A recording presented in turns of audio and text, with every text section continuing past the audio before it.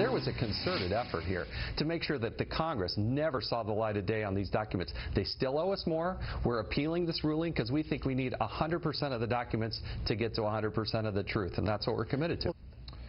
Well, the chairman of the Oversight and Government Reform Committee, Jason Chaffetz, on this program, talking about new documents in the Operation Fast and Furious investigation. It goes back several years, but now 20,000 documents coming from the administration. We talked about a few of them earlier, but here's a couple of other emails. One from March 2011, the ATF and the DOJ, Department of Justice, discussing withholding information related to Fast and Furious firearms. Quote, "We would suggest you pull the sentence that notes how many weapons we've recovered. It squares poorly with how many we haven't." Here's one from June 2011. The FBI writes to DOJ officials, "I understand we're deferring to you all on whether to provide a couple lab reports to ISA," then Chairman ISA of the committee before Chaffetz, "in the ATF matter. This is a very bad idea. This will become precedent for Senator Grassley's office to seek actual documents from DOJ and the FBI in pending criminal investigations." Just some of the 20,000 documents. We're back with the panel. Steve, how significant? Well, I think it's significant in that it gives us a behind-the-scenes look at just how far the Justice Department was willing to go to avoid transparency.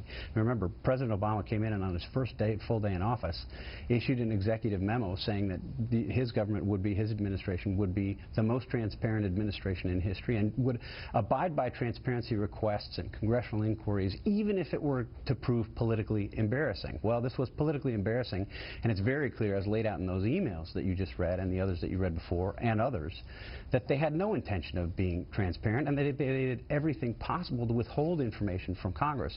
But more broadly, this is about the administration and honesty. This is about the administration and integrity. We know that with respect to Fast and Furious, the administration misled Congress several times. There was a letter February 4th, 2011, which they claimed that there was no gun walking. We didn't know. And then just a short time later, they had to write back. Deputy Attorney General James Cole had to write back to Congress.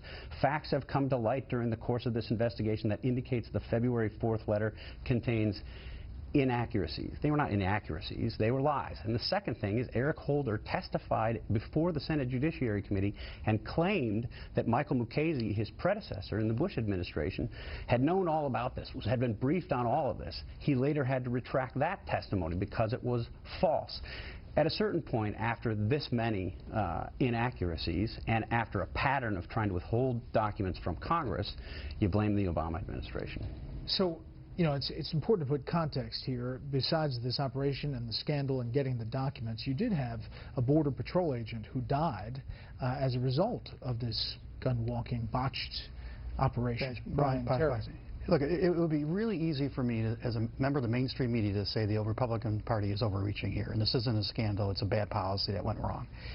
The problem is that I think the real issue here is what Steve was talking about. We cannot have a healthy democracy in the digital age, in the modern age, without more transparency in our government. And President Obama not only said what you said, but he also said that from now on there's going to be a presumption that every document that is produced by my government will be public unless we can make the presumptive argument that it needs to be private.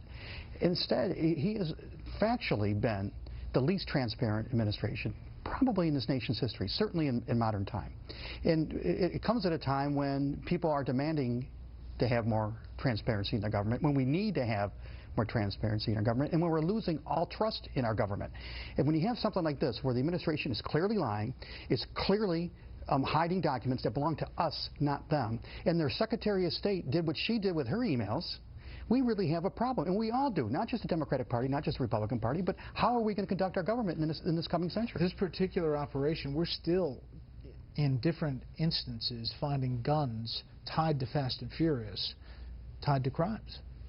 But it tells you how far away from the underlying scandal we have come. I mean, I agree with everything that Chaffetz is doing, and I admire it. But the fact is, and you know, I'm cynical enough to believe this is further proof that stonewalling works. We can't even remember what the scandal was about. They've succeeded 4 years in hiding this stuff. It's now has come out. There are about 9 months to go in the administration. This will get the minimal coverage in the mainstream media. The story will be gone in a few days, and it will have zero effect on what happens in the real world between now and the next election. As was just indicated, the fact is the president is supporting a candidate who deliberately created an email system so that it would never be found. And that's what we're living in. And the reason they do it is because it works. That is it for the panel, but stay tuned for Your Voice.